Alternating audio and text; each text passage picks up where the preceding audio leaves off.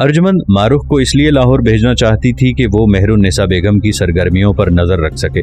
खुर्रम से बात करते वक्त अर्जुमंद को मारुख के वो अल्फाज याद आ रहे थे कि अगर मेहरुन्निसा बेगम शाही हरम में दाखिल हो गईं तो फिर तुम्हारी और खुर्रम की शादी को कोई नहीं रोक सकता।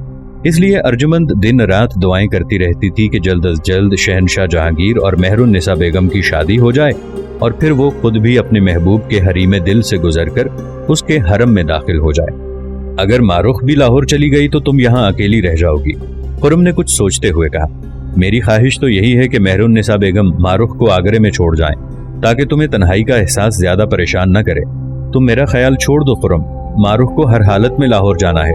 ये कहकर अर्जुमंद ने शर्माते हुए लहजे में सारी बात खुर्रम को बता दी। इसका मतलब है कि तुम्हारी वो कनीज हालात पर बहुत गहरी नजर रखती है। खुर्रम ने हैरत ज़दा लहजे में कहा, कनीज नहीं, मेरी बहन, मेरी हमदर्द, मेरी गमगुसार।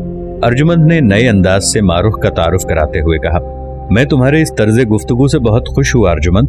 खुर्रम के लहजे से अपनी महबूब के लिए मोहब्बत का एक खास रंग झलक रहा था।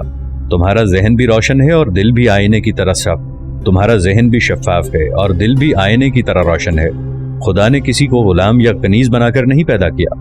ये तफरीक तो इंसानों ने कायम की है, और अगर अल्लाह ने हमें ताकत और इख्तदार बख्शा तो हम इस तफरीक को मिटा डालेंगे। इंशाअल्लाह ऐसा ही होगा। ये कनीज तो उस दिन के इंतजार में जी रही है। अर्जुमंद ने कहा, एक तरफ मारुख को अपनी बहन कहती हो और दूसरी तरफ खुद को कनीज बनाकर पेश कर रही हो। खुर्रम ने एहतजाज किया, साहिब आलम, ये तो मोहब्बत का अंदाज है। अचानक अर्जुमंद के जहन पर छाई हुई तलखियां धुल गई थीं और उसका लहजा एक नए कैफ व सुरूर में डूब गया था। इश्क में किसी का गुलाम हो जाना एक इफ्तिखार है, एक एजाज है। यकीनन इश्क की गुलामी एक अजीब गुलामी है। अब शहजादा खुर्रम की आवाज भी शिद्दत जज्बात से लरजने लगी थी। इस गुलामी में ना कोई तौक होता है और ना कोई जंजीर, फिर भी इंसान गुलामी के दायरे से निकल नहीं सकता। मैं इस गुलामी पर नाजा हूँ खुर्रम। अर्जुमंद आहिस्ता आहिस्ता झुकी और उसने खुर्रम के शाने पर सर रख दिया। कहने लगी कि काश ऐसा हो कि इसी गुलामी की हालत में मुझे मौत आ जाए, तो फिर ये दुआ भी करो कि हम दोनों एक साथ मर जाएं। शहजादा खुर्रम ने अपना हाथ अर्जुमंद के होंठों पर रख दिया। तुम्हारे बगैर तो जिंदगी एक तोहमत बनकर रह जाएगी। नहीं साहिब आलम, खुदा आपको उम्र दराज अता फरमाए। इस कनीज का क्या है, रही न रही। आप तो हिंदुस्तान की तकदीर हैं, मजलूम, गमजदा और ठुकराए हुए इंसानों की तकदीर। रात इस कदर दबे कदमों से गुजर रही थी कि दोनों को एहसास न हुआ और फिर सुबह के आसार नमूदार होने लगे तो अर्जुमंद घबराकर उठ खड़ी हुई और कहने लगी, आप अपनी सेहत का ख्याल रखेंगे, ये मेरा हुक्म है। अर्जुमंद ने बड़े नाज के साथ कहा, और दुश्मनों को ऐसा कोई मौका फराहम नहीं करेंगे कि वो आपके खिलाफ जिल्ले इलाही के कान भर सकें, और तुम भी उदासी को अपने करीब न आने देना। खुर्रम ने अर्जुमंद के दोनों हाथ अपने हाथों में लेते हुए कहा, आगरा और लाहौर के दरमियान खा कितना ही फासला हो, मगर हम दोनों इसी तरह एक दूसरे के करीब रहेंगे। फिर दोनों की तरफ से कई अहदो पैमान किए गए और शहजादा खुर्रम अर्जुमंद बानो को रुखसत करके अपनी ख्वाबगाह की तरफ चला गया। दूसरे दिन लाहौर रवानगी से पहले खुर्रम मुबारक शाह की कोठड़ी में पहुंचा। कलंदर फर्श पर लेटा हुआ नीम तारीक कोठड़ी की छत को देखता रहा। दरवाजा खुलने की आवाज भी उसकी महवियत में खलल न डाल रही थी, और सच तो यह है कि कलंदर को दरवाजा खुलने और बंद होने की कभी कोई फिक्र लाहिक नहीं हुई थी। कौन आया और कौन गया उसे इसकी भी परवाह नहीं होती थी। खुर्रम आहिस्ता आहिस्ता आगे बढ़ा और मुबारक शाह के कदमों की तरफ जाकर खड़ा हो गया। फिर बहुत धीमे लहजे में बोला, बाबा, ये मैं हूँ, आपका खादिम खुर्रम। शहजादे के एक एक लफ्ज से मुबारक शाह के लिए अकीदत झलक रही थी। कलंदर खुर्रम की आवाज सुनते ही फौरन उठकर बैठ गया। खादिम नहीं, मेरा शहनशाह, मेरा शाहजहां। मुबारक शाह ने अपने दोनों हाथ बुलंद कर दिए। खुर्रम घुटनों के बल झुक गया। कलंदर ने 3 बार उसके सर और जिस्म पर अपने हाथ फेरे और फिर उन्हें झटकते हुए कहा, खुदा के हुक्म से तेरी तमाम आफतें और बलाएं दूर हों। बाबा, शाह ने मुझे लाहौर तलब किया है। खुर्रम ने अपने आने का मकसद बयान करते हुए कहा, जाओ, शौक से जाओ, सारा हिंदुस्तान तुम्हारा है। कलंदर अपने मखसूस अंदाज में मुस्कुराने लगा। रुखसत होने से पहले मुझे आपके खाने की फिक्र सता रही है।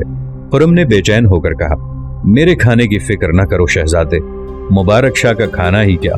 कलंदर ने बेनियाजा कहा, इसलिए कि आप मेरे सिवा किसी दूसरे का लाया हुआ खाना पसंद नहीं करते। शहजादा बहुत फिक्रमंद नजर आ रहा था। तुम्हारी गैर हाजिरी में हम किसी के भी हाथ से खाना खा लेंगे, मजबूरी में सब जायज है। कलंदर हंसने लगा, इतनी मामूली सी बात के लिए परेशान होते हो। मैंने ये जिम्मेदारी अपने एक दोस्त सिकंदर मिर्जा के सुपुर्द की है, अगर आप उसे कबूल फरमा लें। खुर्रम ने वजाहत करते हुए कहा, मेरी गैर हाजिरी में वही मेरी नुमाइंदगी करेगा। जैसे तुम्हारी मर्जी। कलंदर अचानक बहुत जज्बाती हो गया था। तुम एक फकीर का इतना ख्याल रखते हो, खुदा तुम्हारा ख्याल रखेगा। बस इसी तरह आजिज़ी का मुजाहिरा करते रहना, बेड़ा पार हो जाएगा। जाओ, हम तुमसे बहुत खुश हैं। तुमने हमारी खातिर बादशाह की नाराज़ी खरीदी है।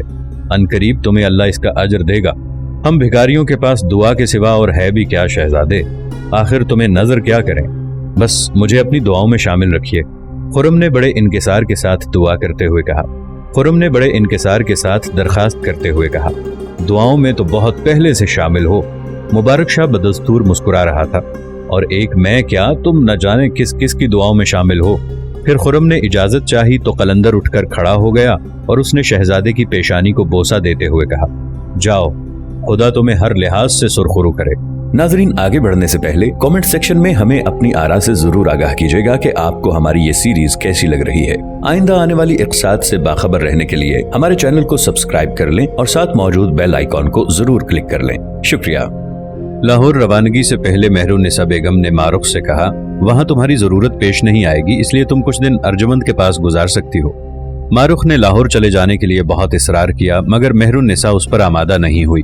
फिर जब अर्जुमंद बानो को ये खबर पहुंची तो वो बहुत परेशान नजर आने लगी। मैं तो चाहती थी कि लाहौर जाने के बाद तुम फूफी हुजूर पर भी नजर रख सकोगी और शहजादा खुर्रम भी तुम्हारे होते हुए तन्हाई महसूस नहीं करेंगे। मैंने बहुत कोशिश की, मगर मेहरुन्निसा बेगम किसी तरह भी मुझे अपने हमरा ले चलने के लिए तैयार नहीं है। मारुख ने वजाहत की, मुझे किसी कदर अंदाजा है कि लाहौर का ये सफर शहनशाह और मेहरुन्निसा के लिए बहुत अहम साबित होगा, और अब उन्हें मेरी जरूरत भी तो नहीं रही। दोनों मंजिल के बहुत करीब खड़े हैं। बस तुम्हारी फूफी हुजूर की तरफ से ताखीर हो रही है। बिलाशुबा वो एक ज़हीन औरत हैं। उन्होंने शहनशाह की कमजोरी को समझ लिया है और वो इसी कमजोरी से भरपूर फायदा उठाने की कोशिश कर रही हैं। कैसा फायदा? अर्जुमंद बानो ने पुरतजस्सुस लहजे में पूछा। मेहरुन्निसा बेगम शहनशाह की आतिश को भड़काकर ज्यादा से ज्यादा तहफुजात हासिल करना चाहती हैं। मारुख ने जवाब देते हुए कहा, मैंने शहनशाह की बेकरारियों को अपनी आंखों से देखा है। मुझे यकीन है मेहरुन्निसा बेगम अपने मकसद में कामयाब हो जाएंगी। अभी दोनों में गुफ्तगू जारी थी कि शहजादा खुर्रम की एक और कनीज दौड़ती हुई आई और मारुख से मुखातिब होते हुए बोली, आपको साहिब आलम याद फरमा रहे हैं। मारुख ने एक नजर अर्जुमंद की तरफ देखा और फौरन ही शहजादा खुर्रम की खिदमत में हाजिर हो गई। वहां खुर्रम का दोस्त सिकंदर मिर्जा मौजूद था। मारुख उसे देखकर दरवाजे में ही ठहर गई। अंदर आ जाओ मारुख, ये मेरे अजीज हैं सिकंदर मिर्जा। मारुख कमरे में दाखिल हुई और खुर्रम को सलाम करके शहजादे के हुक्म का इंतजार करने लगी। मारुख, आज हम एक तवील सफर पर रवाना हो रहे हैं। कोई नहीं जानता कि जिल्ले इलाही कब तक लाहौर में क़याम फरमाएंगे। खुर्रम ने मारुख को समझाते हुए कहा, इस दौरान तुम सिकंदर मिर्जा को तमाम अहले खाना की खैर वाफियत से बाखबर रखना। ये हर हफ्ते हमें लाहौर जाने वाली डाक के जरिए मुत्तला करते रहेंगे। मारुख ने झिझकते हुए सिकंदर मिर्जा की तरफ देखा। वो एक मासूम चेहरे वाला खूबसूरत नौजवान था। सिकंदर, ये अर्जुमंद बानो की अजीजा मारुख हैं और एक एतबार से मेरी मोहसिन भी हैं। खुर्रम ने सिकंदर मिर्जा से मारुख का तारुफ कराते हुए कहा, और मारुख, सिकंदर मेरे अजीज भी हैं, दोस्त भी और राजदार भी। तुम इनके साथ तकल्लुफ से काम न लेना। यहाँ जैसे भी हालात हों बेखौफ व खतर बयान कर देना। अगर तुमने कोई बात छुपाने की कोशिश की तो मुझे शदीद अजियत पहुंचेगी। साहिब आलम, आप मुतमईन रहें, ये कनीज किसी मकाम पर आपको मायूस नहीं करेगी। बस अब जाओ मारुख, खुदा तुम सब लोगों को अपनी अमान में रखे। शहजादा खुर्रम, मेहरुन्निसा और दूसरी बेगमात के लाहौर रवाना होते ही अरसलान बेग को ज्यादा आजादियां हासिल हो गई थीं। वो उसी रोज आत्मा राम की कुटिया में पहुंचा और ज्ञानी के पांव छूकर अपनी अकीदत का इजहार किया। फिर कुछ देर बाद बड़े उदास लहजे में बोला, महाराज, मुझे बड़ा दुख है कि शहनशाह ने आप जैसे ज्ञानी का इस कदर अपमान किया। ये सब कुछ उस बिगारी की वजह से हुआ जो कैद खाने में एड़ियां रगड़ रहा है। आत्मा राम ने नफरत आमेज लहजे में मुबारक शाह का जिक्र करते हुए कहा, मैं अपनी उस जिल्लत को कभी फरामोश नहीं करूंगा अरसलान। शहनशाह से भी इंतकाम लेना है और उस भिखारी से भी। आखिर वो भिखारी कौन है जिसने बादशाह को सजदा करना गवारा नहीं किया और कैद तन्हाई कबूल कर ली? अरसलान बेग उस वक्त भी खौफजदा नजर आ रहा था। वो आगरे का एक शौबदाबाज है जिसकी न बीवी है न बच्चे। एक तन्हा इंसान अगर कैद खाने चला गया तो कौन सा कमाल हो गया। अगर मुझ पर मेरी कौम की जिम्मेदारियां न होती तो मैं भी सम्राट के सामने सजदे से इनकार कर देता और कड़ी से कड़ी सजा भुगतने को तैयार हो जाता। ज्ञानी आत्माराम बड़े झूठ और अय्यारी से काम ले रहा था। मैं मसलहतन खामोश हूँ, अभी देवताओं की मर्जी नहीं है, मगर वो दिन जरूर आएगा जब शहनशाह जहांगीर को उसके किए की भयानक सजा मिलेगी। सजा का आगाज हो गया है ज्ञानी। अरसलान ने आत्माराम की बातों से मुतासिर होते हुए कहा, कैसी सजा? ज्ञानी ने चौंक कर पूछा। اس سے بڑی اور سزا کیا ہوگی کہ بیٹے نے باپ کے خلاف بغاوت کر دی ہے۔ ارسلان بیگ نے شہزادہ خسرو کے بارے میں تفصیلات بیان کرتے ہوئے کہا، یہ میرے ہی عمل کا نتیجہ ہے۔ گیانی نے ایک بار اور جھوٹ کا سہارا لیا تھا۔ وہ دن دور نہیں جب یہ تمام باپ بیٹے آپس میں لڑ کر ہلاک اور برباد ہو جائیں گے اور ایک بار پھر ہندوستان میں رام راج کا دور دورہ ہوگا۔ مگر میرے راستے میں شہزادہ خرم حائل ہے۔ جب تک اسے موت نہیں آئے گی ہمارا خواب شرمندہ تعبیر نہیں ہوگا۔ خرم کی زندگی اور موت کا راز میں جانتا ہوں۔ ارسلان بیگ نے بڑے پرجوش لہجے میں کہا، اگر ارجمند اور اس کا رشتہ ٹوٹ جائے تو خرم جیتے جی مر جائے گا۔ گیانی کچھ سوچنے لگا۔ میں نے اب تک ہزاروں شوہروں اور بیویوں کے درمیان جدائی کی دیوار کھڑی کی ہے، پھر خرم اور ارجمند میرے حربے سے کس طرح بچ سکتے ہیں؟ آتما رام نے دعویٰ کرتے ہوئے کہا۔ گیانی آتما رام دیگر شعبدہ بازوں کے علاوہ ایک اور خوفناک عمل بھی جانتا تھا، جس کے ذریعے وہ محبت کرنے والے شوہر اور بیوی کے درمیان پھوٹ ڈال دیتا تھا۔ اسی وجہ سے اس کی شیطانی قوتوں کی بہت شہرت تھی۔ پھر تم نے اب تک ایسا کیوں نہیں کیا گیانی؟ ارسلان بیگ نے شکایت آمیز لہجے میں کہا، میری تو خواہش ہے کہ یہ دونوں جدا ہو جائیں اور ارجمند اتنی رسوا ہو کہ آگرے کا بچہ بچہ اس کی ذلتوں کے افسانے سنے۔ شکست کے احساس نے ارسلان بیگ کو انتہائی پستیوں میں گرا دیا تھا۔ وہ رسوا بھی ہوگی اور مر بھی جائے گی۔ گیانی کے چہرے پر اس کی نفسانی خباثت ابھر کر آئی تھی۔ مگر تجھے ایک کام کرنا ہوگا۔ گیانی آپ حکم دیں، میں اس کام کے لیے ہر منزل سے گزرنے کو تیار ہوں۔ ارسلان بیگ اپنی نفرتوں کا مظاہرہ کر رہا تھا۔ شہزادہ خرم کی غیر موجودگی سے فائدہ اٹھا کر اس بیکاری مبارک شاہ کو قتل کر دے۔ آتما رام نے رازدارانہ لہجے میں کہا، وہ تو زیر زمین ایک کوٹھڑی میں قید ہے جہاں قدم قدم پر سپاہی پہرا دے رہے ہیں۔ ارسلان بیگ نے اپنی مجبوری ظاہر کرتے ہوئے کہا، تجھے وہاں جانے کی ضرورت نہیں۔ گیانی نے نیا راستہ بتاتے ہوئے کہا، زہر کی چند بوندیں اس کے کھانے میں ملا دے۔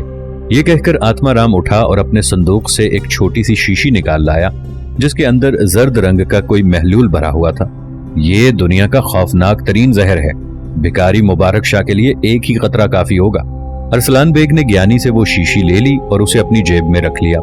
یہ بہت مشکل کام ہے گیانی، مبارک شاہ قلندر کی سخت نگرانی ہو رہی ہے۔ سپاہیوں اور کھانا تیار کرنے والوں کو رشوت دے دے۔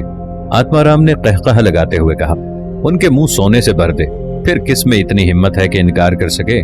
میرے پاس اتنا سونا کہاں گیانی؟ ارسلان بیگ نے مایوس لہجے میں کہا، سونا میں تجھے فراہم کر دوں گا، بس تو مبارک شاہ کو کسی طرح ہلاک کر دے۔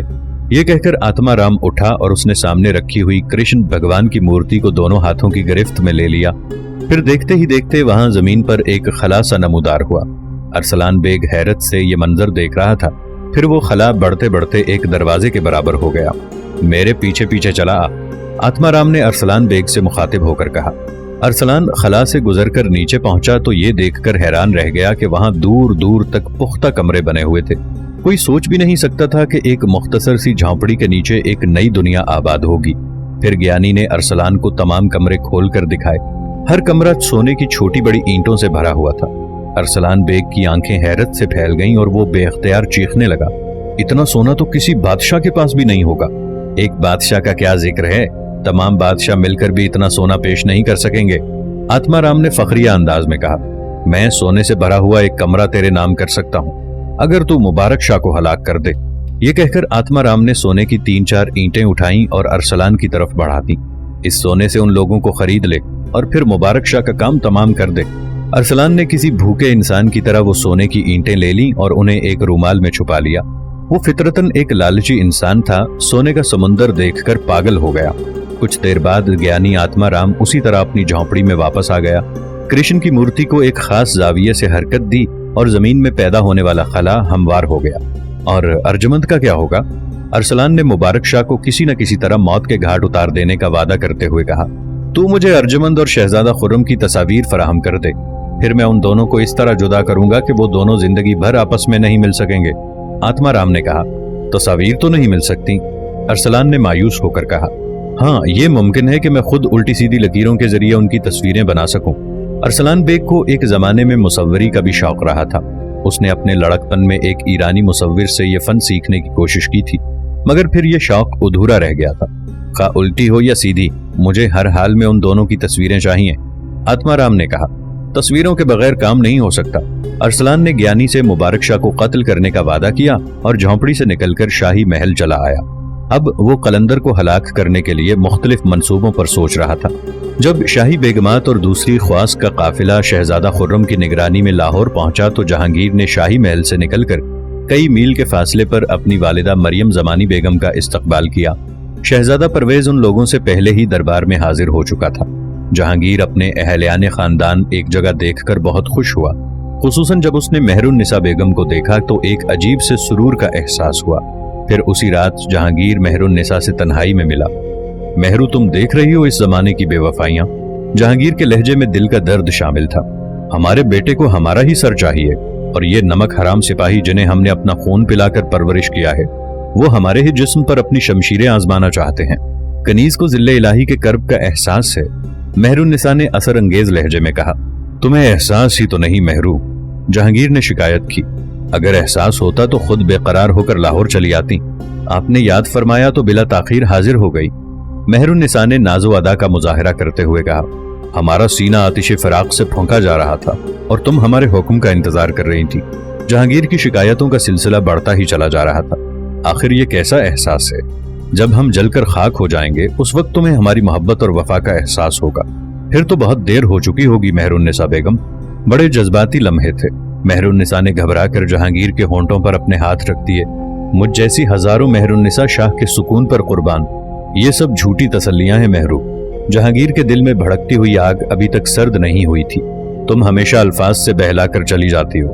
محبت ہو یا جنگ، ہم ہر میدان میں عمل کے قائل ہیں۔ یہ عمل ہی تو ہے عالم پناہ کہ مہر النساء آپ کے اتنے قریب ہے۔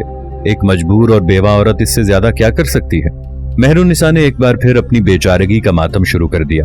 بھول جاؤ اس تلخ حقیقت کو کہ تم ایک بیوہ ہو، جہانگیر نے بڑے پرجوش لہجے میں کہا۔ بس اتنا یاد رکھو کہ تم ہماری محبوب ہو اور ہم ہندوستان کی تقدیر کے مالک ہیں۔ مگر دنیا تو یہی کہے گی کہ ایک بیوہ عورت نے اپنے آپ کو حکومت و اقتدار کے بازار میں فروخت کر دیا۔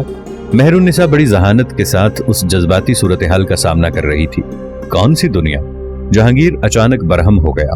وہ دنیا جو دن رات ہمیں سجدے کرتی ہے، اس کی کیا طاقت ہے کہ وہ تمہاری ذات پر انگشت نمائی کر سکے یا تمہارے بارے میں اپنے ہونٹوں کو جنبش دے سکے؟